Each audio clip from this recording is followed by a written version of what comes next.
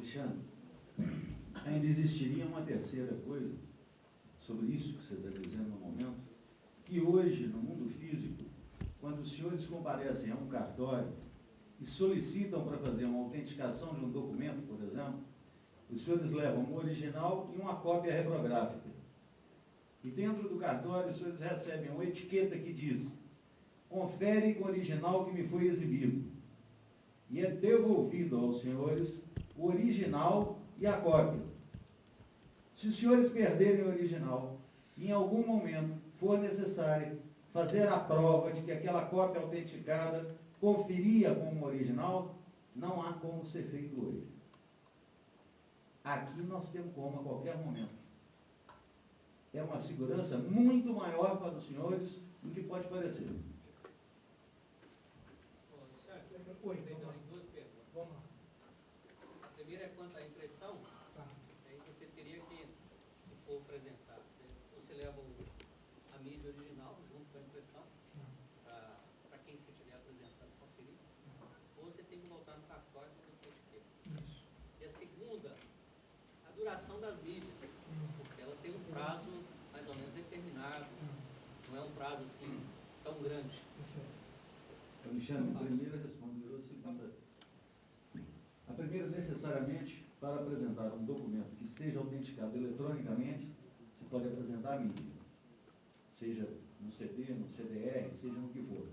Porque como ela vai estar autenticada, o indivíduo a quem o senhor for apresentar o documento terá como ver isso a qualquer momento, que ele pode fazer um download desse programa para ver a custo zero a qualquer hora, seja na Imagem One, seja no cartório do 8º ofício de notas, seja na Noreg, em qualquer um desses lugares hoje ele pode fazer isso. Se for para transpor para o mundo físico, nós vamos para o processo inverso ao que nós estamos fazendo. Ou seja, aqui nós estamos pegando papel, estamos digitalizando, estamos autenticando o documento. Para tirar de um CD, para passar para o meio físico, obrigatoriamente, o senhor terá que comparecer a um cartório de notas que vai fazer uma ata declaratória para dizer que aquele documento foi retirado de uma mídia assim, assim, assim, assim. De outra forma, não tem como. Tá. Estou falando o seguinte, porque acho que a intenção de todos é fazer alguma coisa do tipo e a gente está se preparando para isso. Agora eu quero saber o seguinte, e o lado de lá vai estar se preparando também para ver essa... Nós vamos chegar nisso no fim, o Alexandre vai dar uma explicação exata sobre isso. Porque aí teria que ter uma obrigatoriedade do lado de lá de aceitar a nossa prova. A obrigatoriedade, ela já é legal. A medida provisória 2200 já diz que o documento assinado eletronicamente debaixo da ICP Brasil goza da presunção da veracidade. Essa é a primeira coisa. A segunda, no momento que eu autentico um documento, eu estou baseado na lei de 1935, no seu artigo 41, que diz que eu posso usar qualquer meio eletrônico para a prática dos meus atos notariais. E a terceira, nessa mesma lei de 1935, no seu artigo 7º, que me permite diligenciar para a prática de atos notariais em qualquer lugar. Então, embasamento jurídico nós temos. Nós teremos, sim, que trilhar um determinado caminho para que seja aceita a apresentação desses documentos para aquelas empresas que ainda nem conhecem, de fato, o que seja a certificação eletrônica. Vou pedir assim para alguém bem idoso. Vem aqui, por favor. Posso pedir um favor para você? Não, vem cá. Primeira linha, só lê aqui para nós. Isso aqui. Bilhete eletrônico. Obrigado. Só porque não quero falar, o cara está inventando. Senhores, isso aqui é um bilhete eletrônico, alguém acredita? Aqui, ó. Olha o tanto de página aqui, ó. Isso aqui é um bilhete eletrônico. Por que eu guardei esse trem aqui, ó? Para mostrar para vocês o que acontece. Bem nessa sua linha mesmo, sua pergunta é super rica. Pelo seguinte, nós não estamos num problema jurídico, nós não estamos num problema técnico, nós estamos num problema cultural. Por que a pessoa me vendeu um bilhete eletrônico? Eu já fiz questão de pegar o bilhete eletrônico, porque eu não quero ficar na fila do PTA para tirar isso, que cada hora está num lugar, e eu não quero ficar andando com um pacote de passagem. Então o que acontece? Eu entrei na internet, comprei o bilhete, Aí eu cheguei lá no check-in, a pessoa falou assim, não tem aqui não. Tá bom, voltei lá, a pessoa me deu isso aqui é um bilhete eletrônico, dá para acreditar? Depois não sabe porque está em situação financeira. Não, claro que não é por isso. Mas junta um monte de inteligência dessa aqui e vê porque o cara não decora. Não dá, né? Então não tem cabimento. Vocês viram o que é o problema de cultura? Isso aqui então é um bilhete eletrônico, tá? Primeira coisa. A sua pergunta é super legal, porque isso sempre acontece. Nós não temos problema hoje, nem no nível tecnológico, nem no operacional e nem no jurídico. Nós temos cultural. Por isso que eu comecei a nossa apresentação falando sobre a questão da geração do conhecimento, da era do conhecimento onde nós estamos. E a segunda parte da sua pergunta é assim, quanto tempo dura a mídia? Bom, o que acontece é assim, quanto tempo dura um CD? Alguém tem ideia de quanto tempo dura um CD? Supondo que você não risque, né, em condições normais de temperatura e pressão, quanto tempo dura um CD? 100 anos. A gente precisa se preocupar com o tempo de duração da mídia? Bom, será que dura 100 anos? Podemos falar 30? 10? Alguém dá menos? É o pregão aqui, não é mais legal. Alguém dá menos? Vamos falar de 5? 5 todo mundo topa? Topa, 5. Quanto tempo você acha que vai ficar sem aparecer no mercado uma nova solução, uma nova mídia? Quanto tempo? 5 anos? Quem dá menos? 1 ano? A questão não é quanto tempo dura a mídia. A questão é quanto tempo dura hoje a tecnologia que a gente tem. Se vocês guardarem o computador que vocês usavam há um tempo atrás, inclusive esse professor lá que cuidou das coisas da NASA, ele só não guardou porque a garagem dele não cabia, né, porque não tinha 3 andares. O seu computador hoje, provavelmente, a única coisa que ele tem em comum com os atuais é que ele é ligado na tomada. O sistema operacional é diferente, os dispositivos de leitura da mídia são diferentes. Existia na época o disquete de 12 polegadas, de 8 polegadas, 5,25, 3 polegadas e meia. Meu notebook já começou a criar um problema cultural, né, porque também não tem drive de disquete. Se eu quiser copiar do seu micro, o que eu faço? Eu entro na rede, entro lá, você me autoriza, põe a sua senha, e o que acontece? Eu puxo e copio para o meu micro. Tá certo? Alexandre, a questão também que eu vejo não é quanto tempo dura a mídia, mas a informação. Mesmo que o documento eletronicamente assinado, a facilidade que você vai ter de backup, ou de colocar isso no servidor, replicar numa fita DAT, ou colocar isso no HD e ali for migrando, então eu responderia que é muito tempo, a mídia vai durar muito tempo menos que a sua necessidade e a possibilidade de passar para outro nível de armazenamento. Tempo mais. Muito tempo mais, né? Muito tempo mais. Tudo bem? Tranquilo isso? Gente, por favor, fica legal as perguntas, porque assim dá a impressão de que a gente... Fazer uma pergunta. Dá a impressão de que a gente está agradando, que está...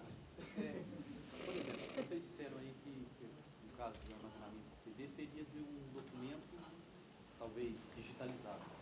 O documento gerado eletronicamente também ficaria armazenado no escritório? Gente, vamos falar de um conceito interessante. Ele disse o seguinte, o documento digitalizado a gente grava em CD. E o documento que já nasce digital? Alguém poderia me dar um exemplo de um documento que já nasce digital? E-mail, Word, Excel, AutoCAD, e assim por diante. Esses documentos são genuinamente digitais. Fotografia, que antes era analógica e depois a gente passava no scanner, hoje já tem a fotografia digital. Né? Filme, eu posso digitalizar a película ou já tem filmadores digitais e eu dou um download no arquivo. O que acontece? Quando nós armazenamos o documento, nós armazenamos o conceito de documento eletrônico. O documento eletrônico, ele se subdivide em 2. Os documentos digitais e digitalizados. O que é um documento digitalizado? É que ele teve uma origem diferente que a digital. Ou seja, ele pode ter sido feito em papel, ele pode ser uma fotografia, ele pode ser uma chapa de raio-x, pode ser uma série de coisas que você apalpa, tá? Que é uma coisa concreta. O que nasce já digital, ele não é menos importante que o digitalizado, tá certo? E ele também precisa de valor legal. O que acontece é que quando você usa certificação digital, você coloca no seu documento digital atributos que no outro você não tinha. Por que as empresas de engenharia costumam assim, entregar para o cliente só o arquivo que você imprime da planta lá? Está no AutoCAD, mas eu só vou entregar o, desculpa o javanês aqui, o PLT, né, que é o que dá para imprimir. Porque vai que o cara lá mude a viga e o prédio cai, e depois eu sou responsabilizado. Entendeu? Então eu vou entregar aquilo que você pode ler, que você pode imprimir. Eu só entrego para você o executável ali, porque eu fico tranquilo. Agora eu quero fonte também. Bom, então nós vamos fazer um outro tipo de contrato, dizendo que qualquer responsabilidade agora para frente passa a ser sua, no mínimo sua também. Então nós gravamos nessa mídia óptica qualquer documento eletrônico, seja ele digital ou digitalizado. Ok? Vamos lá. O documento que é certificado, né, igual você falou do carro, ele é obrigatório no cartório? Ou se eu não quero deixar uma cópia no cartório, tudo bem? Toda vez que você me enviar um documento, seja digital ou seja eletrônico, eu terei sempre para minha salvaguarda uma cópia. E estou obrigado pela mesma lei 8.935, que é a que regula a atividade notarial, ao sigilo.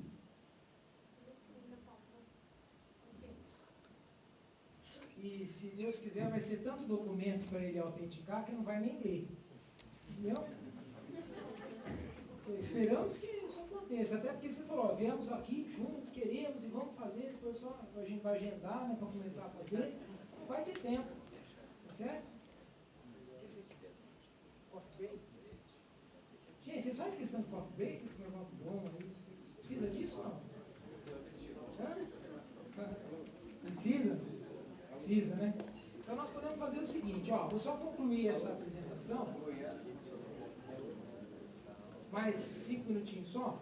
Maurício, você quer falar sobre isso?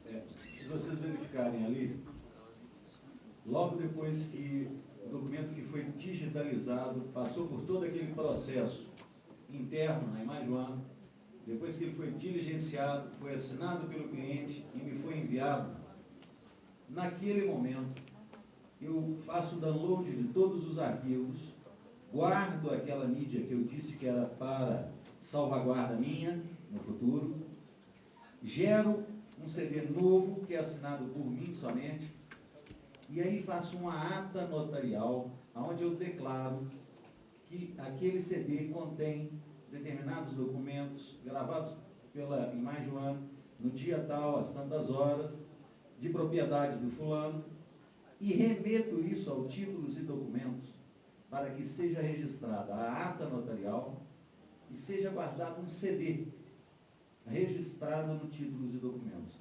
Por que isso? Se no futuro os senhores quiserem uma cópia daquele documento, não é a mim que os senhores vão pedir, porque eu não detenho este dever de ofício. Quem detém este dever de ofício é o títulos e documentos. Por esta razão, nós remetemos ao título e documento para que em qualquer momento que os senhores queiram uma nova cópia, os senhores vão se dirigir ao cartório de título e documento e vão obter.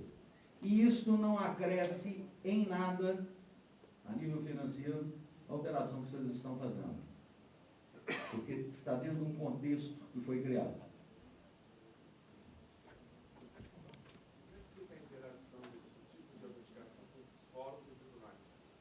Muito legal. Mas isso é tão legal e tão extenso que eu vou deixar, se você permitir, eu deixaria isso para pós-coffee break. Tá certo? Porque isso aí só tem um impacto, que é o cultural. E eu não conheço impacto maior do que esse.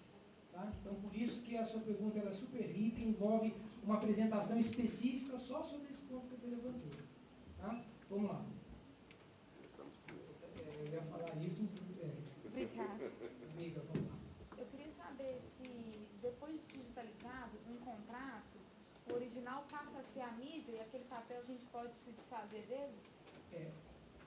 Eu só quero lembrar da primeira palavra que usou o Alexandre quando ele começou a falar efetivamente sobre digitalização.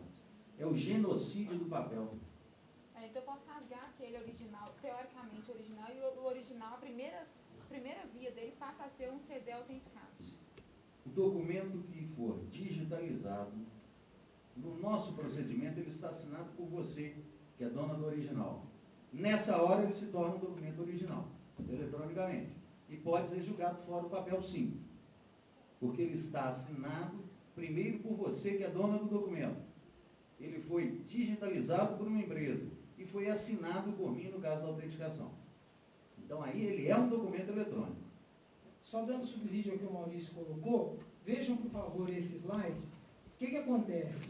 Eu tenho a mídia, ela passou a ser o que era provisório, porque só tinha a assinatura da Imajoin do cartório, passou a ter aquela assinatura azul que representa a assinatura do cliente.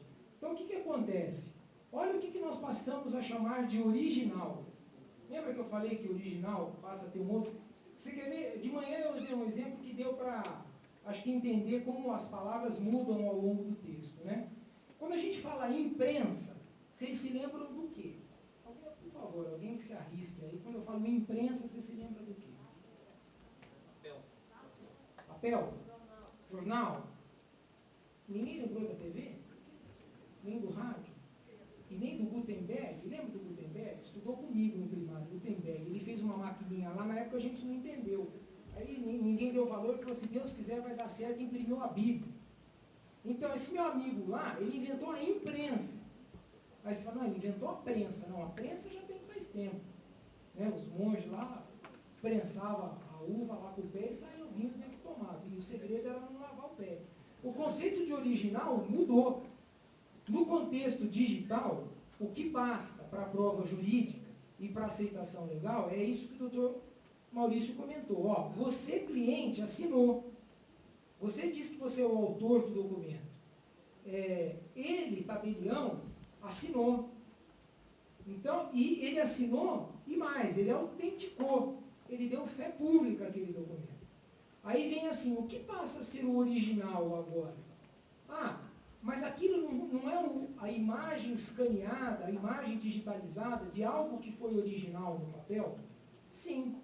Mas, para o seu efeito de sistema de informática, o que interessa para você? O papel ou interessa para você a informação que o papel contém? Depende das coisas. Então, me fala quando depende um papel para o seu sistema de informática. Não, para o meu sistema de informática nada, mas, por exemplo, para um... Ela disse assim, para o meu sistema de informática nada. Então, a gente já resolveu o aspecto operacional. E aí, precisa para quando? Só que eu trabalho com sistema jurídico. Tá. Então, para um exame grafológico, por exemplo, eu precisaria do original. E por que imprimir, fazendo uma digitalização, como nós estamos fazendo, e imprimindo o documento, e aí lá o grafologista, o grafotécnico, como é que chama o especialista? Alexandre, por favor, só um minutinho. Quando você vai discutir, vai pedir um perito grafotécnico para fazer uma perícia, você está discutindo a sua assinatura ou repudiando a sua assinatura ou a de terceiro. Essa hipótese não existe aqui.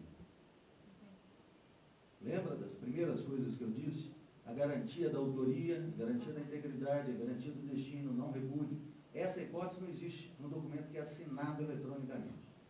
Esse slide aí, você assinou.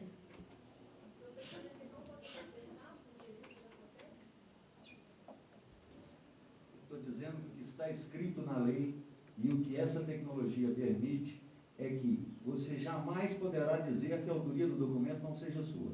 A não ser naquelas hipóteses em que você vai dizer que foi coagida por um terceiro a assinar o documento eletrônico que o sujeito estava com a arma no seu ouvido. Mas negar você não pode, porque um dos princípios dessa tecnologia te pede que assine, assumindo a responsabilidade por todos os documentos originados a partir daquele certificado.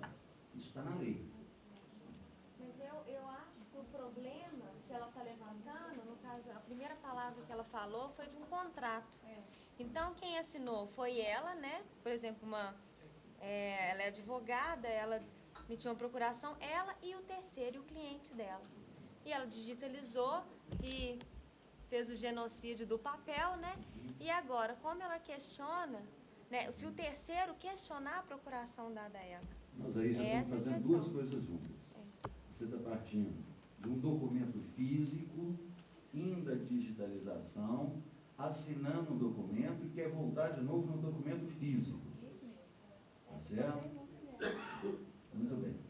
Essas já são situações novas que nós vamos reservar agora para continuar logo depois do coffee break, porque vai dar margem a bastante conversa.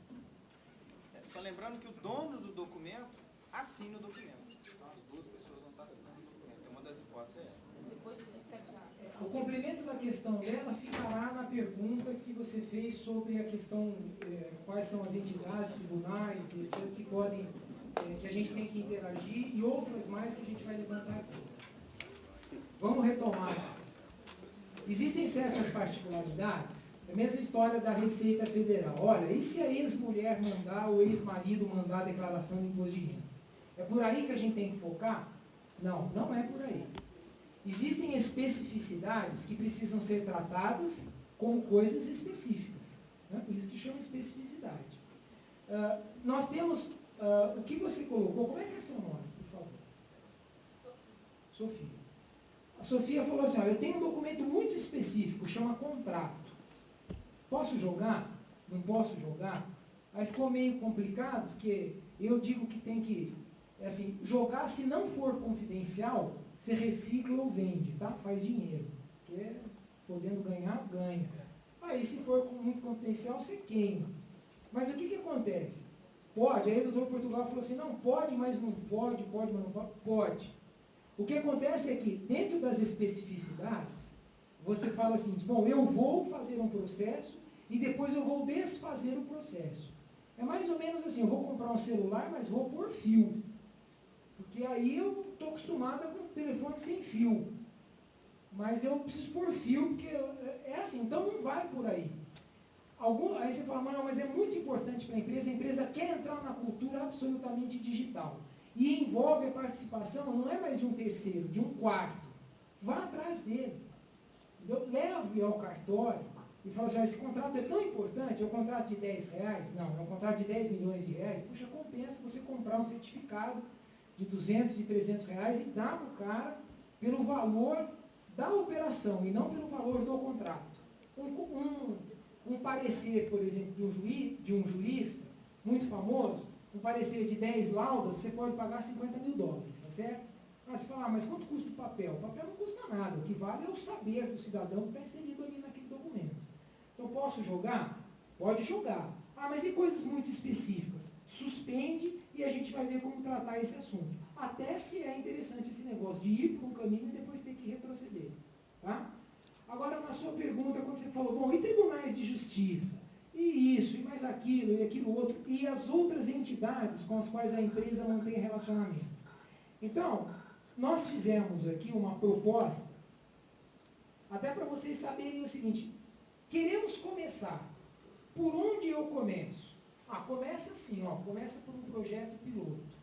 Começa por uma área da empresa, ou por um volume de documentos dentro da sua empresa, ou por uma classificação de documentos, mas não vai começar pelo contrato, viu, Sofia? Começa por outro trem lá, porque aí pode até ser o contrato, não tem problema. O que nós vamos fazer? A nossa proposta é começarmos assim, é pensar grande, começar pequeno e expandir imediatamente. Esse é o lema para a gente conseguir chegar lá no objetivo. Até lembrando que não falta absolutamente nada para que a gente possa fazer isso. Se vocês forem levar, se vocês tivessem, que eu não conheço uma empresa que tenha, um levantamento coerente com aquilo que gasta em armazenamento e cópia de documento, você ia ver que com menos dinheiro do que esse que você gasta, você conseguiria fazer a digitalização e a autenticação dos mesmos documentos e destruindo o original. Você fala, eu não tenho verba na minha empresa nem para digitalizar, nem para autenticar. Mas para guardar e para fazer cópia, você tem. Usa o mesmo dinheiro. Nós aceitamos o mesmo real, ou dólar, ou qualquer moeda aí, cambiada. Estamos aceitando passe, ticket, alguma coisa assim, não. Oi. Então, quando os contratos a serem celebrados, está tranquilo. Agora, quanto a que já existem no arquivo que eu preciso digitalizar, eu, como cliente, eu tenho assinatura eletrônica, mas a outra parte não tem, aí é complicado jogar papel fora. Veja bem, é o caso que ela tinha colocado há pouco, antes da gente interromper. Você tem um documento que já foi assinado, digamos, uma procuração particular, constituindo um advogado, e já tem alguns anos que você detém esse documento, agora você quer digitalizar e quer fazer o famoso genocídio lá do papel. Se houver alguma dúvida que você tenha, por menor que ela seja, de que isso possa ser questionado, a ponto de ir a uma perícia grafotécnica, isso vai se fazer parte de uma margem de documentos que nós hoje estimamos algo perto de 2 a 3% dos documentos que podem ser, que não devem ser digitalizados. Porque efetivamente você não terá como fazer isso. Quando você voltar de novo o documento por um processo de uma ata notarial, você não vai ter como fazer uma perícia grafotécnica no documento, sem dúvida nenhuma. Essa hipótese, você só poderá trabalhar com ela utilizando o artifício que o doutor Alexandre colocou, que é chamar o cliente e fazer com que ele assine de novo o documento eletronicamente. Agora, digo uma coisa para você. Se a minha cópia, se você assinou um contrato, ele costuma ter algumas vias, né? No mínimo 2 das partes. Eu quero garantir a minha via. Eu posso fazer isso. Eu quero que a minha via seja, eu quero ter uma única via com o valor da assinatura de ambos. Você pode fazer também. Depende de como você quer tratar e o quanto você está disposta a investir na operação e investir financeiramente para você obter esse resultado. Tá? E tem mais um detalhe, os problemas nas empresas não são os contratos e nem o tamanho que o contrato ocupa. Geralmente é a decorrência do contrato, o número de notas fiscais geradas por aquilo, ou laudos e dossiês, ou contrato de prestação de serviço. Você nos contrata para a gente fornecer mão de obra para você. E você quer que cada mês, além da nota fiscal que eu vou te mandar, eu vou te mandar todas as guias de recolhimento de imposto, de INSS, de FGTS. Você percebe? Um contrato, talvez de 3 páginas, quantos documentos por mês ele vai gerar para você? Né? Então a gente não pode parar no contrato. Fica mais barato ter o contrato em papel e um CD ou DVD com milhares de documentos autenticados do que armazenar isso fisicamente. Tá? Vamos lá. Você poderia reconhecer a firma do documento cartório, no processo normal, digitalizar esse documento e colocar uma assinatura digital naquilo, quer dizer, para eliminar o problema de uma eventual necessidade da via original para fazer um exame grafotécnico na assinatura? Por favor, se puder. Autenticar a assinatura, reconhecer a firma do cliente. Reconhecer a firma. No original, no documento original, antes de digitalizar esse documento e inserir posteriormente uma assinatura. Perfeitamente possível. Assim como é possível reconhecer a firma eletrônica. Não só autenticar, como reconhecer a assinatura eletrônica.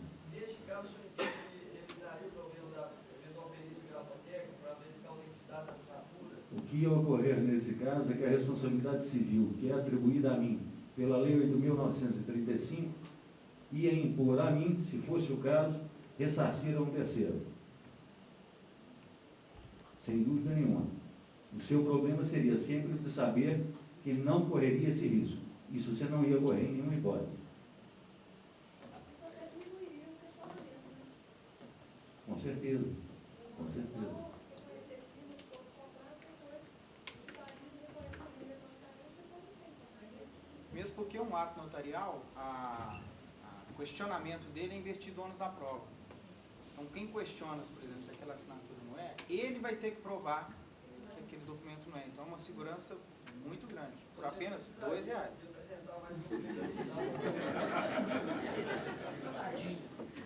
Não é nem a dadinha, só R$2. É que não está pegando. R$2. E outras alternativas acabam surgindo, tá? Você vai receber uma foto, depois você deixa seu e-mail, nós vamos autenticar, reconhecer ou te mandar. Mas aí você vê como as coisas vão surgindo, quando você vai tratando a especificidade das coisas. Mas vamos evoluir, vamos complementar na interface que a empresa tem com outras autarquias, né? Ou outras repartições, assim por diante, tribunais, etc. E tal. O que nós temos que fazer? Nós temos que estudar a documentação que você tem na tua empresa, temos que ver a legislação que se aplica a ela, se ela tem alguma coisa extremamente particular, se é um documento com características cuja legislação diz assim, independente de qualquer outra forma que possa aparecer, forma digital, atômica, nuclear, eu quero que você guarde em papel. Então, nós precisamos conhecer esse documento, ver se tem tabela de temporalidade. Você pode estar guardando documentos que já venceram, que você não é mais obrigado a guardar. Entendeu? Nota fiscal da sua Kombi. Bom, aí é questão afetiva, mas já não é questão legal, porque já não se fabrica mais. Certo? Não, mas que eu vendi para o cunhado e cunhado, se fosse bom, não começava desse jeito. Pô, também guarde a nota. Mas vê, é uma outra necessidade, que não aquela operacional nem jurídica. Cunhado é bacana. Bom, documentos separados para o projeto piloto. Nós separamos o documento, fazemos a digitalização, gravamos a mídia piloto disso aqui, e aí o que acontece? Nós vamos, isso faz parte do pacote que a gente está propondo para vocês. Nós vamos pegar um número de repartições que vocês, as mais importantes, e vamos dizer o seguinte, olha, eu represento o cliente, estou trazendo aqui os documentos que ele quer entregar para você de forma digital. Então a gente chega lá na repartição, fala lá com a senhora, ela fala, tudo bem, eu estava lá naquele seminário, estou acompanhando o estado da arte, da tecnologia, tenho também meu certificado digital, e a probabilidade disso acontecer não é tão grande, né? Então, por isso que eu estou passando bem rápido por isso aí, porque provavelmente a pessoa... Aí ela fala assim, não, tá bom, eu entendo, mas eu não tenho computador, ou eu entendo, mas não tenho internet, ou eu entendo, mas eu não... Bom, supondo que a pessoa entenda e dê tudo certo, ela vai aceitar a sua mídia, ela vai falar assim, então põe no papel aí, que eu posso, meu cliente, a partir de hoje, que amanhã você pode não estar mais aqui, e o meu cliente vai continuar adotando esse método, como é que faz? Bom, faz o seguinte, então você me dá uma carta de aceite, e a partir de hoje a gente começa a autorizar, a liberar o cliente para fazer isso. Bom, e se a repartição pública não aceitar o projeto piloto? Então nós chegamos lá, apresentamos então toda a documentação, inclusive licitação, imagina que show, né? Você entra numa licitação e fala assim, eu trouxe tudo aqui autenticado eletronicamente. Aí a comissão de licitação não está preparada para isso, não sabe que isso já tem sustentação jurídica, que você é obrigado a aceitar. Aí ele fala assim, não, o senhor está excluído da licitação. Mas nunca, separa tudo, vai se equipar, vai se informar, senão eu vou impugnar mais cedo ou mais tarde, nem que leve 30 anos. É claro que a gente não quer caminhar por aí, tá? Mas o que acontece? Hoje, o fato de você não saber da existência da lei não te exime de ser obrigado a cumpri-la. Vocês concordam com isso? Eu não sabia que tinha uma lei e tal. Meu, aí é outro problema. Que você é submisso a ela, você é. Não, mas não quero cumprir. Bom, também aí é outro problema. Você passa a ser fora da lei. Mas, tudo bem, você fica ciente do que está acontecendo. A senhora lá diz que não vou aceitar por qualquer motivo. Diz que não. Bom, aí neste momento, o que nós fazemos? Nós temos que convencê-la, ou por amor ou pela dor, né? Então nós arrumamos uma sinfonia que demonstre nossa boa vontade, né? Não sei quem tem o som. Vocês estão escutando? Em busca do amor, né? Nós vamos lá imbuídos. Nós vamos imbuídos de toda a boa vontade para convencer a senhora. E vocês vão ver como funciona. Porque senão umas coisas... Quer ver um argumento interessante? A gente chega lá, esse cara, antes que o André fale que ele está atrás, né? Porque o cara é de Campinas, ele costuma ir atrás. É uma questão de perspectiva, ele está do lado. Aí, quando a gente estiver conversando com a senhora lá, ou o senhor da repartição, se ela disser que não, que mesmo assim, mesmo com a presença de alguém do cartório, doutor Maurício, o que a gente pode falar para ela assim, na boa, né? Num primeiro momento, na boa. Você disse há pouco aqui que ninguém pode argumentar em sua defesa desconhecimento de texto de lei. E nós estamos tratando disso dentro de uma medida provisória 2200-2, que foi transformada em lei porque fazem parte daquelas medidas provisórias que foram elencadas como texto de lei. Se ainda assim o indivíduo ou a pessoa que estiver do outro lado não aceitar, eu acho até que tem um lado muito interessante e muito bom, porque o emprego dos advogados vai continuar a existir durante muito tempo. Né? Porque aí só através da força. Volta aquele aspecto, aquele detalhe. Olha, a senhora não conhecia, apresento a lei, não tenho micro, trago o meu, não tenho internet, trago em CD, trago em disquete, mas aí o que mais falta? Não falta nada? Então a senhora aceita. Porque se não faltar a senhora, o senhor aceite. Aí, é o mesmo processo, carta de aceite, chegamos para o cliente e entregamos isso aí para ele. Tá? O que pega mais é o aspecto cultural interno. Eu acho que esse é o mais importante. Para a gente poder dizer para a empresa assim, olha, Você quer ir por este caminho ou não? Se você não for, saiba que o mundo caminha nessa direção. Talvez você não tenha nem tempo de se arrepender dele, não é um terrorismo tecnológico. É que muitas empresas, assim, elas aparecem e desaparecem, aparecem e desaparecem, né? Poucas empresas, e as que perduram, elas nunca são iguais a elas eram no passado. Elas vão constantemente se renovando, né? Podemos falar de empresas seculares aí existem talvez umas 10. Só para vocês terem uma ideia, existem acho que 12 empresas que estão há mais de 2 décadas nas 500 maiores da revista Fortune. Um número muito pouco, se você levar em consideração, que são 500. Né? E são imensas companhias. Então, nós estamos falando de GE e coisa desse tamanho. As outras somem. Mas a GE do ano de 2002 não é a GE do ano de 1982. Ela é outra, completamente outra. Inclusive na atividade fim. Nós estamos falando de um conceito que hoje parece inovador, mas preciso reforçar para vocês. Não é.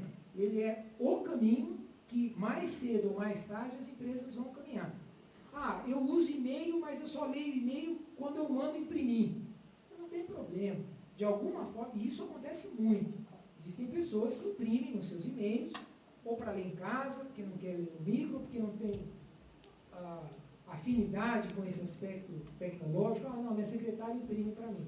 É legal, mas existe um canal de comunicação com ele, embora ainda híbrido, existe. Ele já colocou o e-mail dele lá. Até porque não é nem legal não ter mais e-mail hoje em dia, né? Nós já estamos na era de memorizar, porque eu não memorizo mais celular, até porque essa história de agenda eletrônica, isso faz um mal muito grande. Hoje entendo que a dona Maricota não deixava eu usar a calculadora lá no primário, falou, você vai te atrofiar. E o celular me atrofiou mesmo, não sei se aconteceu isso com vocês. Mas eu já estou no estágio de memorizar e-mails, que para mim é uma coisa tão natural. Então, qual que é o seu e-mail? Papai, já sei de que empresa a pessoa é. Geralmente nós somos alguém de algum lugar, não é assim que nós nos apresentamos? Aliás, é um dos erros básicos da nossa sociedade. Né? Se a gente perder emprego, nós não somos mais ninguém. Não é? Não, eu sou ex. De um jeito, é legal, porque de um jeito ou de outro a gente ainda tenta se vincular a algum lugar. Né? Preciso me agarrar em algum canto. Eu sou Alexandre Maiara. De onde? Eu sempre vou ser Alexandre Maiara, até no atestado de óbito. Não existirei mais e continuarei sendo Alexandre Maiara. Em memória, mas serei. E se eu me autenticar numa mídia que a cada 5 anos eu resolver mudar ou atualizar, porque a gente parece que acordou que durante 5 anos ia valer o CD, eu vou ser Alexandre Maiara por muito tempo. Assim como Napoleão e não tem nada autenticado do Napoleão. Incrível que pareça. Então, a questão cultural hoje é o único obstáculo que nós temos para vencer. Alexandre, se me permite só fazer uma observação? Não é do Napoleão, não, né? Não é do Napoleão, não. É interessante porque essa apresentação nossa aqui me traz uma peculiaridade, porque nunca uma plateia teve tantos cases presentes, né? Eu já rodei mais de 8 capitais falando sobre certificação digital e vários casos que se apresentam em outros locais, aqui estão presentes. Então, quando a gente fala, mostra o filme da consultoria e fala, nós vamos, pode ficar tranquilo, nós vamos acompanhar. Então, muita gente pode ficar assim, mas será que é? Então, por exemplo, eu quero destacar aqui até a presença, por exemplo, o pessoal da MRV, que já usa certificação digital há mais de um ano. E olha, o trabalho que eles têm feito é muito interessante. E por diversas vezes, até menos que eu imaginava, o Irã me ligou e falou assim, olha, em tal órgão eles não estão sabendo como é que é. Mas é questão de evangelização mesmo, de pegar o telefone, em 1 minuto liga, olha, é assim, a lei é essa, o processo é esse, eu sou do cartório, está aqui o documento, o software está aqui. Então, da mesma maneira, destaca a presença aqui da TIM, que certificou toda a diretoria, o conselho deles, já atento à tecnologia do processo. A Krypton Serviços Contábeis, que há mais de 1 ano já tem também a certificação. Aliás, foi a primeira empresa no Brasil, empresa de contabilidade, que disponibilizou no site dela os documentos digitalizados e autenticados dos clientes. Então, você vê, ela já está até lá na frente, ela já está cuidando, como ela cuida das informações dos clientes, ela está disponibilizando o balanço, por exemplo, o balanço patrimonial do cliente assinado eletronicamente no site, assim como o seu contrato, assim como o seu CNPJ. o pessoal da Elma, o pessoal da Localiza, que está aqui também, que já está apresentando documentos em várias licitações, em vários órgãos. Então, essa palestra hoje aqui tem essa peculiaridade. Então, eu vou abrir mão mesmo de estar até agradecendo a presença desse pessoal que está aqui, porque estão sendo também, assim como o doutor Maurício foi um empreendedor, foi um dos primeiros a estar trabalhando com isso no mercado dele, essas empresas também já adquiriram a tecnologia e estão ganhando recursos, seja aumentando as receitas, seja diminuindo os custos, aumentando a eficiência da administração da informação. Ok? Ficou alguma dúvida conceitual, sem ser o aspecto cultural, mas conceitual, no âmbito técnico, jurídico ou operacional, que impacte o desenvolvimento dessa conversa na empresa de vocês? Ou a ampliação do projeto de quem está aqui já tem isso? Ou não? Depois que vai para o cartório nosso, tem que ainda produzir documentos. Como é necessário que você tenha, posteriormente, os documentos disponibilizados para uma cópia futura, e como a guarda de documentos não é um ato de ofício de serviço notarial, por essa razão nós remetemos ao serviço de títulos e documentos que detém esta obrigação dentro da lei de registros públicos. Então, somente por essa razão nós remetemos. Não. O que é público é a ata notarial. O CD que está com ele guardado está assinado e criptografado com minha própria chave pública. Então ele não tem acesso aos seus documentos. Só dá publicidade ao ato. O mercado vai saber que você apresentou ali um CD, que tinha esses documentos, que foi analisado por um tabelião de notas. Os documentos são privados e criptografados. No caso de obter a cópia, essa cópia seria obtida no cartório de títulos e documentos? O detentor do CD pode obter uma cópia do CD no títulos e documentos, e que para ser decriptografada terá que ir ao cartório de notas. O que parece ser um trabalho adicional é a primeira preocupação quando a gente pensa na segurança, né? Que foi a coisa sobre o que é público. Eu vou ter que registrar o meu documento, e registrar o contrato não quer dizer que nós vamos contar o que está no contrato. Certo? A empresa que digitaliza o seu contrato, ela lê o documento? Lê. Então não me interessa. Então como é que você vai fazer? Eu vou pôr um funcionário meu para fazer isso. O que o seu funcionário tem que o nosso não tem? Ou o que o nosso tem que o seu não tem? Vocês percebem? Quer ver um outro exemplo? Comecem a reparar, e eu comecei a reparar, depois que entramos nessa área de certificação. Até me permita, olhando o Wilson aqui, ele fez uma observação interessante. O problema da dúvida é porque são muitos termos para a mesma coisa, né? E termos novos. Então isso gera uma confusão num processo que é muito simples. Eu volto ao exemplo de como funciona o celular e como funciona o micro-ondas. Olha, como funciona mecanicamente, ou tecnicamente, ou eletromagneticamente, não me interessa. Eu sei que eu tenho send e end, e ali funciona. Uns tem que carregar no cartão, outros tem que pagar a conta, mas o funcionamento é básico, é a mesma coisa. Comecem a reparar em quantas pessoas conferem a sua assinatura no cartão de crédito.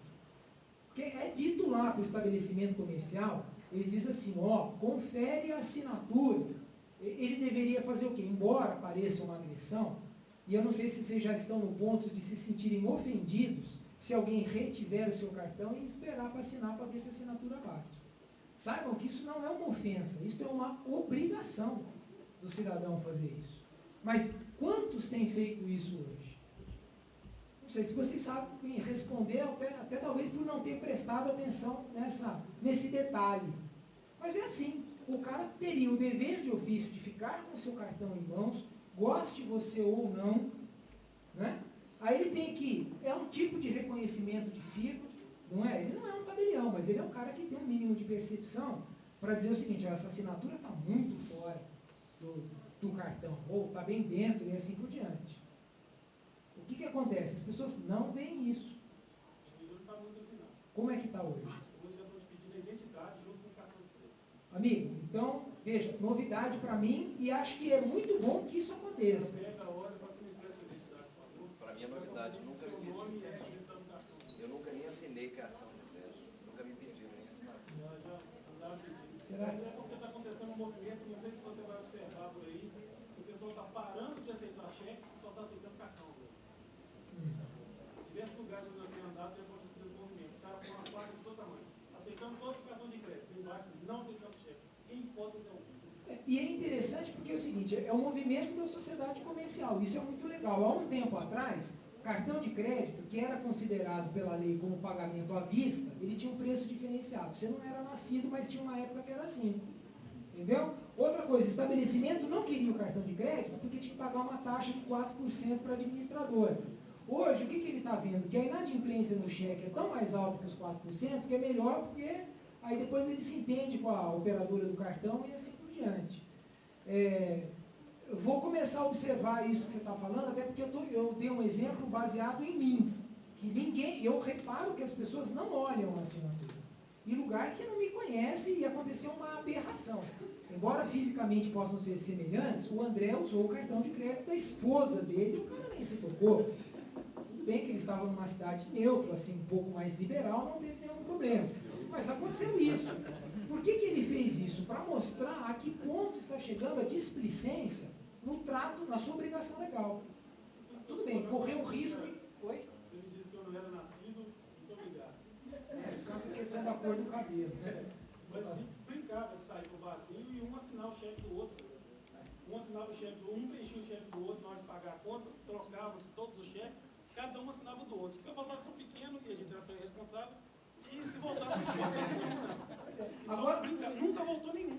Nunca voltou. Você sabe por que não voltou? Porque o banco não está levando em conta o seu grau de responsabilidade. Ele está levando em conta que para verificar a tua assinatura é tão caro, acima de um determinado valor, que é igual quando as operadoras de conta de luz gastavam R$3 para emitir uma conta para você pagar de R$1,10. A Casa da Moeda fazia moeda de 50 centavos ao custo de R$1. Aí você fala, como é que pode? Pode, né? Pega a moeda, faz 4 furos e vende a R$2 como um botão. Você já pensou que chique no último, você tem um paletó com botões de moeda? Você vê a inversão de valores. A pessoa não parou para raciocinar o custo do processo. Por isso que o banco, eu não sei qual que é o valor, se é até R$99. Eu sei que tem um valor que abaixo daquilo, paga que é mais barato. Tá? O banco faz isso, por isso que não voltava. Consequentemente, você não devia estar gastando tanto. Compra um carro e assina com uma assinatura que não tem nada a ver com o seu negócio para ver se não pega. Se a coisa não garra. Não, já foi ao contrário. Eu já assinei, o banco já me ligou, mesmo sabendo que era minha assinatura, só contigo. Se era bem, se fosse eu veio pedindo tal cheque para tal lugar, eu falei assim, obrigado por ter ligado. Pois é, isso tem acontecido em cartão de crédito porque as empresas estão usando um sistema de monitoramento do seu hábito de compra. Detalhe para vocês, para quem gosta de sigilo, de privacidade, e que ninguém sabe o que eu faço, bem-vindo ao mundo real. Isto não acontece mais. Existe uma tecnologia que monitora os seus hábitos.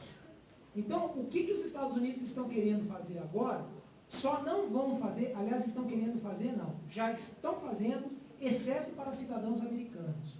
Eles cruzam os seus dados de cartão de crédito, para saber se você comprou valores muito altos antes de ir para lá e que tipo de produto você comprou. Ou seja, eu estou acostumado a ter um gasto, aí aumentou, tem um ponto ali, um momento que é atípico, o cara estuda aquilo lá e vai saber o que foi que você comprou. Explosivo, e fica sabendo. Ou produto químico, e fica sabendo o que está acontecendo. Eu queria agradecer, saber se eu preciso ou posso esclarecer mais alguma dúvida. Respecto al comercio internacional, por ejemplo, operaciones con carta de crédito internacional, entrega de conocimiento internacional al banco, factura, etc. ¿Cómo está operando la certificación?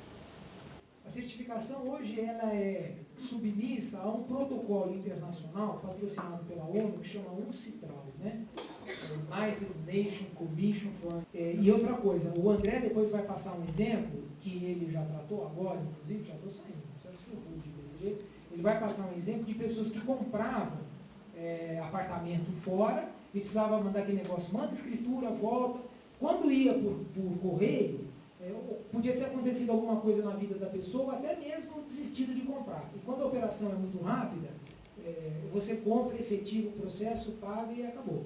Então aí eu vou passar, já aproveitar, vou passar a palavra para o André, ele continua respondendo as dúvidas, eu estou lá e ele mostra como funciona essa relação internacional, tá bom? No que diz respeito exclusivamente à Receita Federal, a Receita já tem um serviço que chama 222, ela já disponibilizou algo perto de uns 15 serviços e pretende até o final do ano chegar a uns 30, 35 serviços.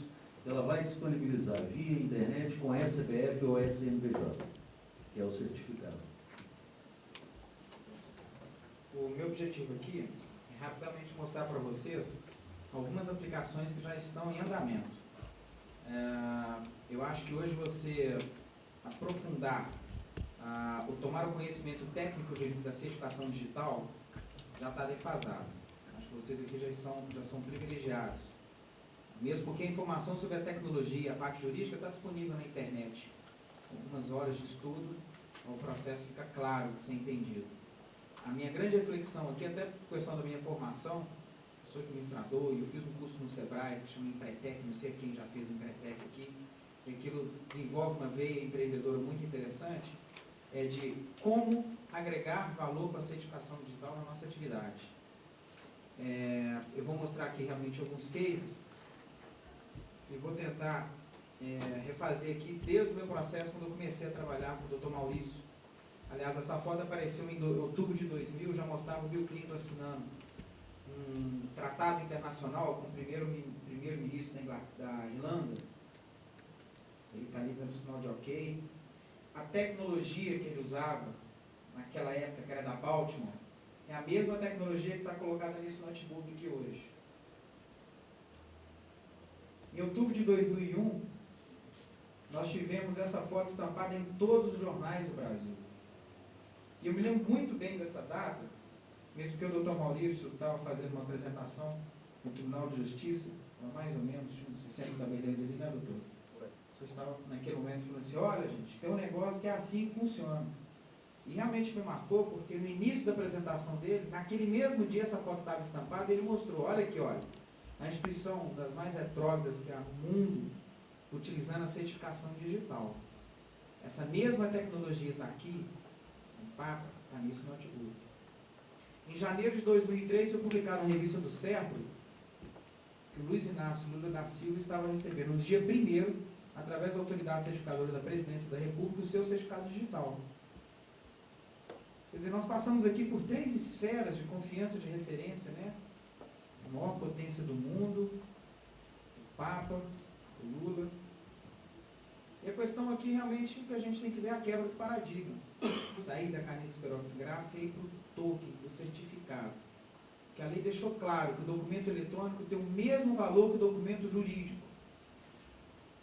Então, quando nós passamos rapidamente ali, nós estamos vendo que o SPP todo hoje é certificado, a Receita Federal através da normativa interna 222, a área de saúde, através dos seus conselhos, o Conselho Federal de Medicina e de Odontologia, que já baixou resolução, dando validade aos prontuários eletrônicos, ou aqueles prontuários digitalizados e assinados eletronicamente, autenticados eletronicamente, acabando com a necessidade da guarda do papel por até 20 anos que tem os documentos da área de saúde. O Estado de Pernambuco já baixou um decreto-lei, está emitindo agora, através até do convênio com a CERT-Sign, cerca de 30 mil certificados. O objetivo dela é certificar as principais empresas do Estado. Por quê? Ela quer colocar ali, em linha de arrecadação online, o processo de controle fiscal. Já foram emitidos no mês passado agora 900 certificados, os primeiros, e está se evoluindo o processo. Já tem um acordo no TST, está publicado no site do TST, www.tst.org.br, onde foi feito um aceite de um documento, na verdade até de um e-mail assinado eletronicamente. Está manifestado, está na internet, é publicado. Até isso é curioso. Foi um agravo que foi remetido ao TST por e-mail e no voto do ministro relator, ele desconsiderou o que estava sendo apresentado porque o e-mail não estava assinado eletronicamente debaixo da ICP Brasil. Decisão do TST já. Quando muitas pessoas me perguntam assim, mas os órgãos não estão aceitando, o judiciário vai estar aceitando, é antes de tudo um dever nosso, das empresas, dos cidadãos, estarem apresentando e pressionando. Que o direito já está estabelecido. E é uma obrigação dos órgãos agora estar aceitando. Coloco que a Microsoft, em toda a linha XP dela, já tem a ferramenta de assinatura eletrônica. O Linux, o Brasil, foi o primeiro país a estar desenvolvendo as ferramentas também para a inclusão da raiz brasileira nos seus certificados. Não tenho a menor dúvida que no GED, nas tecnologias de paperless, está a maior economia e o maior ganho que as empresas podem ter. E é um regulamento internacional. Mostro aqui que hoje a Receita Federal, através da normativa 222, quem ligar agora, chegar no escritório e colocar lá, vai observar que na Receita 222, clicando ali, você já tem uma gama de serviços que são só disponibilizados se você tiver um certificado digital. Ou você vai pessoalmente na Receita, naquela fila que começa às 5 horas da manhã, para liberar uma senha às 8, e às 8h05 já acabou a senha. Você se identifica totalmente sem colocar nenhuma tecla. Se o seu token estiver aqui, se estiver online, ele automaticamente já pega o seu CPF, já entra no banco de dados da Receita Federal, já levanta toda a sua situação fiscal enquanto pessoa física e as pessoas jurídicas ao qual você está relacionado. Quando eu coloquei isso para o pessoal da Krypton, eles que têm uma experiência muito grande no trato contábil com as empresas, rapidamente eles perceberam o benefício que isso poderia estar trazendo. Tanto que se articularam para desenvolver uma ferramenta especificamente para trabalhar isso com os clientes deles. De incentivar o cliente, olha, pegue o seu certificado e entre, que é muito mais barato, mais rápido, mais eficiente, você só entrar com o serviço da Receita. Ele clica e já abre o sistema fiscal contábil, automaticamente ele já te identifica. Eu fui encontrar num serviço notarial o maior exemplo de empreendedor, aquilo que o Alexandre diz no início, é interessante mesmo, você pegar uma atividade que antes, não o oitavo ofício, mas todos os outros cartórios, fila para fazer serviço, ou às vezes antes de se abrir já tem fila para fazer o serviço. Né? Quando a gente fala em cartório, a última coisa que vem à cabeça é realmente a questão da tecnologia, do avanço, do atendimento. E aqui fica, eu coloco, até, me sinto até melhor falar isso quando eu estou com o Dr. Maurício presente, mas fica um tapa de luva. Porque ele já saiu na frente, ele desenvolveu ferramentas, desenvolveu softwares e está agregando valor à atividade dele. Propaganda? Mas olha, na Infoimagem do ano passado, o cartório foi case. A Infoimagem é uma feira de tecnologia da informação, de imagem, que tem em São Paulo, um congresso internacional, que tem uma repercussão muito grande. E esse ano, na abertura da Infoimagem, a Infoimagem vai abrir com uma palestra sobre certificação digital e a fé notarial. Nós desenvolvemos novos serviços? Não. Continuamos fazendo serviço de autenticação e reconhecimento de firma, só que na sua forma eletrônica. Os maiores cases que nós temos realmente, a da Replan, nós estamos com um trabalho muito bacana colocado na Petrobras, onde o serviço desenvolvido pela empresa não foi simplesmente de emitir um certificado, de digitalizar. Nós estamos desenvolvendo um projeto que nós adotamos toda a estrutura com a certificação digital dentro da empresa. Então vai desde a emissão do certificado, ao desenvolvimento do software, a adaptação daquele software de leitura ao sistema de workflow da empresa, ao levantamento das necessidades da digitalização e da necessidade de autenticar o documento digitalizado, integrar essas ferramentas com os fornecedores. Na semana passada, por exemplo, nós já estávamos nos fornecedores da Petrobras, lá na Replan, o processo de duplicação dela, que não basta simplesmente cuidar dos documentos passados, mas dos futuros. Eles estão preocupados com que a JP entregue o seu documento, a sua planta, no formato digital, mas assinado eletronicamente para dar valor jurídico para aquilo ali. Ou eles faziam isso, ou eles iam ter que duplicar uma hipoteca deles, que já não cabia mais papel. Eu gosto de destacar o caso da MRV, mesmo porque, e isso eu posso falar à vontade, que o diretor não pôde ver, apesar do nosso amigo estar ali, mas o Dr. Adib, que foi apresentado pelo Ronaldo Orca da GESCO, olha, a ferramenta é muito boa, e ele criou um grupo de desenvolvimento dentro da empresa para aplicação da tecnologia. Aquele grupo de ideias Várias vezes eu já tive participando da empresa para que, olha, como que a nossa empresa pode agregar valor na atividade? Eu lembro muito bem do caso da Elmo também, quando já estávamos reunidos lá com o Dr. Eloy, e a frase dele foi o seguinte: bom, eu quero é vender sapato com a certificação digital. E hoje a tecnologia está implantada dentro da Elmo. E um dos cases levantados na MRV foi quando o Dr. Adib disse para mim: olha, nós vendemos 10%, de 5 a 10% das nossas vendas mensais são para o mercado externo. Brasileiros que estão na Miami, nos Estados Unidos, e compram nossos apartamentos aqui. E o processo da venda demorava muito, porque fechava por telefone, imprimia o contrato, reconhecia a firma no contrato, botava no SEDEX, era 2 dias para ir, chegava lá, assinava, voltava. E às vezes quem é vendedor sabe como é que é o processo de decisão de venda. Eu quero comprar, tem que ser agora. 2, 3 dias depois, o cara já comprou um Cherokee, o dólar já desceu, e ele não sabe se ele vai realmente comprar um apartamento para a mãe dele aqui. Então, foi colocado a tecnologia para quê? Assinou, você quer comprar? Quer. Então, peraí, está assinado. Ainda manda para o cartório para reconhecer a firma, o contrato eletrônico. E em 5 minutos já está na caixa postal do indivíduo. Ele já baixa o contrato, ele recebe o contrato que foi passado em cartório, né, agregado um valor aqui jurídico processual muito importante, a questão da fé pública nesse momento. Nós desenvolvemos as ferramentas que são aplicadas, disponibilizadas para os clientes hoje, da assinatura, da disponibilização dessas ferramentas. Quer dizer, o documento é digitalizado. Nós desenvolvemos a ferramenta também para mostrar a chancela eletrônica, o selo da fiscalização. Quer dizer, toda a estrutura, não só o serviço, né? O doutor de Portugal disse hoje que tem mais de 100 cartórios no Brasil fazendo, queremos que muitos mais façam. Que nós vamos começar a diferenciar dos demais pela qualidade do serviço, pela maneira que se prestamos o serviço.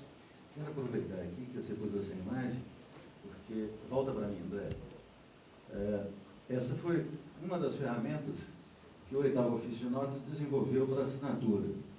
Mas eu quero aproveitar porque está ali, feito pelo Bruno Duarte Magalhães, que está sentado aqui, que está com a gente, que trabalha comigo já há quase 2 anos, e que está fazendo aniversário hoje. Aproveitar para desejar os parabéns e dar os parabéns principalmente por coisas como essa que você tem feito lá. Você lembra quando ele levantou a mão e falou que tem computador em casa e fica de noite, sábado e domingo? É isso. É isso aqui, ó. E realmente foi desenvolvido com muita competência. E a versão viewer dele está até no site www.8officiobh.com.br, disponível para download. Destaco, só para finalizar, uma apresentação que nós temos voltado para a área médica, onde uma clínica até aqui de Belo Horizonte, o Dr. Alexandre Senna, também é usuário da certificação, ele já disponibiliza os documentos dele digitalizados, a procuração feita de maneira eletrônica, e todos os prontuários médicos dele são assinados eletronicamente.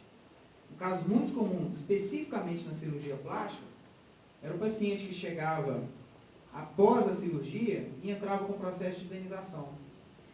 E o cirurgião não tinha instrumento jurídico para se defender. Ele mostrava a foto digital, falava para o juiz, aí que é o juiz. Ele já era feio, já era narigudo. Mas o juiz falava, não, essa foto digital pode ter sido manipulada. Ela não tem valor. Então caía ao que o Alexandre gosta de dizer, do conceito do direito consuetudinário. O juiz ia entender ou não se era válido ou não. Quer dizer, ele ia estar totalmente sem a sustentação, sem a segurança. Hoje, todo o processo de prontuário eletrônico dele, ele assina eletronicamente e fala para o cliente aqui, ó, desenvolvi, assinei, aqui, ó, inclusive, ó, o Bruno reconheceu a firma, está aqui, tem valor jurídico. Ou seja, não adianta ser no juiz, depois que eu estou provando. Inclusive com a timestamp aqui do tabelião, ó, foi autenticado no dia 6/5/2003, às 16 horas, 15 minutos, 49 segundos. Foi antes da cirurgia. E quem está falando isso é um tabelião de fé pública. Todo o processo dele, inclusive com a chancela própria dele também. Um software também desenvolvido pelo Bruno, ele faz uma associação com a identificação biométrica do sistema. Então o paciente dele também coloca a identificação biométrica de forma que ele dá o aceite àquela imagem, de que aquela imagem realmente é dele. E aqui eu estou colocando também o princípio do não repúdio, porque a digital é única. Da mesma maneira, estamos desenvolvendo um trabalho também pioneiro com o Conselho Regional de Odontologia. E aí vocês veem a esfera da atuação. Quem entrar agora também no site do Conselho, que é crors.org.br, vai ver que grande parte hoje do site é dedicado ao desenvolvimento dessa tecnologia. Inclusive está publicado no site um acordo que foi fechado com o cartório, onde eles autenticam, assinam documentos lá no Rio Grande do Sul e mandam pela internet aqui. Ah, não podia mandar para o cartório de Porto Alegre? Podia. Quem lá está fazendo? Quem lá tem a tecnologia? Quem lá tem um servidor, tem um software, tem um firewall, tem um link dedicado, não tem um IG, como em vários lugares eu já encontrei. Então, a principal reflexão, meu objetivo está cumprido, é afirmar aos senhores que todas, seja qual for a atividade de vocês aqui, há como ganhar dinheiro com a certificação digital, reduzir custos com a certificação digital, melhorar a eficiência da administração com a certificação digital. Logicamente, precisa-se mais do perfil empreendedor, como tem do Tandil, do Dr. Eloy, do caso da Localiza, e de tantos outros que eu poderia estar citando aqui para vocês.